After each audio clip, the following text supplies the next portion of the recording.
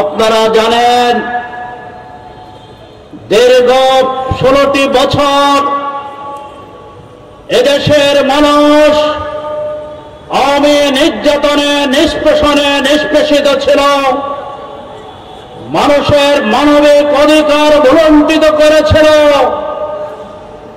অত্যাচার নির্যাতনে নিষ্পেষিত মানুষগুলো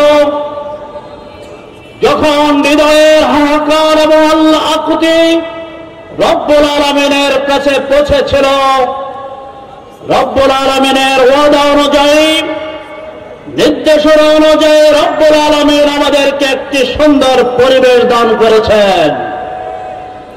রব্বুল আলামিনের ওয়াদা ছিল নির্যাতন নিষ্পেষণের পরে একটি সুন্দর পরিবেশ আল্লাহ আমাদেরকে দান করবেন। কোরআনে রব্বুল আলামিন বলেছেন, ইয়াম সাসকুম কারহুন ফাকাদ মাসাল কওমা কারহুম মিসলু ওয়া তিলকাল আইয়ামু নুদাইলুহা বাইনান নাস ওয়া লিয়ালামাল্লাহু আল্লাযীনা আমানু ওয়া ইয়াত্তাখিযা মিনকুম শুহাদা। আমি কখনো তোমাদেরকে সহজ পরিবেশ দিয়ে থাকি, আবার কখনো তোমাদেরকে কঠিন পরিবেশ দিয়ে থাকি। আমি ইমানদারদেরকে কঠিন পরিবেশ দিয়ে তোমাদের মধ্যে কারা ইমানদার, আমি ইমানদারদেরকে দেখে নিতে চাই।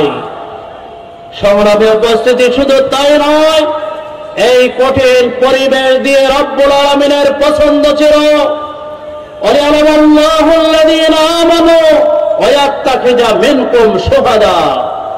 তোমাদের মধ্যে কিছু লোককে শহীদ হিসাবে, সত্যের সাক্ষী হিসাবে গ্রহণ করতে চাই।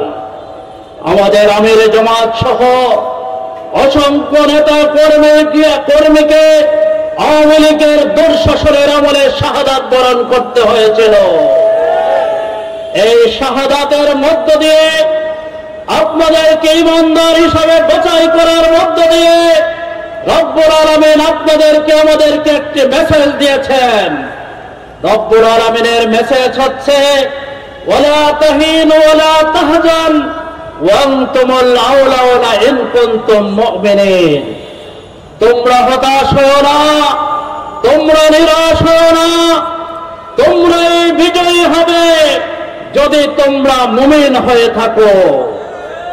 সংগ্রামের সাথী ও বন্ধুগণ, আজকে টেকনাফ থেকে তেতুলিয়া, রূপসা থেকে পঞ্চগড়, লক্ষ্য করুন প্রত্যেকটি মানুষের হৃদয়ে, অধিকাংশ মানুষের হৃদয়ে বাসনায় আগামী দিনে একটি ইনসাফপূর্ণ কোরআনী সমাজ প্রতিষ্ঠা করতে চায়। বাংলাদেশ জামাত ইসলামী সেই কোরআনী সমাজ প্রতিষ্ঠার নেতৃত্ব প্রদান করবে। অতএব এই নেতৃত্ব দেওয়ার জন্য রব্বুল আলামিন আপনাদেরকে, যারা ইসলামী আন্দোলনের সাথে সম্পৃক্ত হয়েছেন, আল্লাহর দ্বীনের সাথে সম্পৃক্ত হয়েছেন, কোরআনী সমাজ যারা প্রতিষ্ঠা করতে চায়, এদেরকে বাছাইকৃত মানুষের অন্তর্ভুক্ত করেছেন। রব্বুল আলামিন বলেছেন, কুনতুম খায়রা উম্মাত উখরিজাত লিন-নাস তা'মুরুনা বিল মা'রুফ ওয়া তানহাউনা আনিল মুনকার ওয়া তু'মিনুনা বিল্লাহ। তোমরা শ্রেষ্ঠ উম্মত, তোমরা শ্রেষ্ঠ জাতি, তোমাদেরকে বাছিয়া বাহির করা হয়েছে জনগণের কল্যাণের জন্য। সংগ্রামে উপস্থিতি, কমিশনারের কার্যালয়ের 47টি কল্যাণমূলক কাজ, এদেশের সংসদের কল্যাণমূলক কাজগুলো পরিচালনা করার জন্য এই শ্রমজীবী মানুষদেরকে, এই 15 আসনের 16 আসনের মানুষদেরকে রব্বুল আলামিন বাছাইয়ের অন্তর্ভুক্ত করতে চায়। আসুন আগামী দিনে এই বাছাইকৃত মানুষগুলোকে দিনের পথে, ইসলামের পথে নিয়ে এসে ইমানের দায়িত্ব পালন করার জন্য উদ্বুদ্ধ করে আগামী দিনে একটি কোরআনী সমাজ প্রতিষ্ঠা করবে ইনশাআল্লাহ।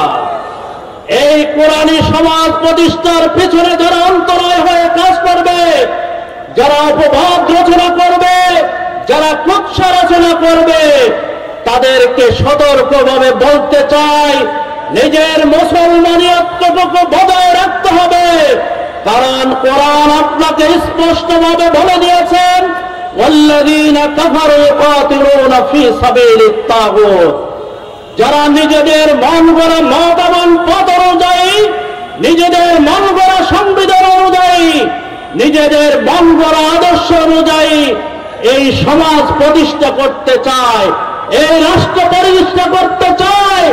মুহিবুল্লাহর কোন বক্তব্য নয়, জামাত ইসলামের কোন বক্তব্য নয়। রব্বুল আলামিনের বক্তব্য হচ্ছে এই লোকগুলো কাফের এবং অস্বীকারীদের মধ্যে অন্তর্ভুক্ত হয়েছে।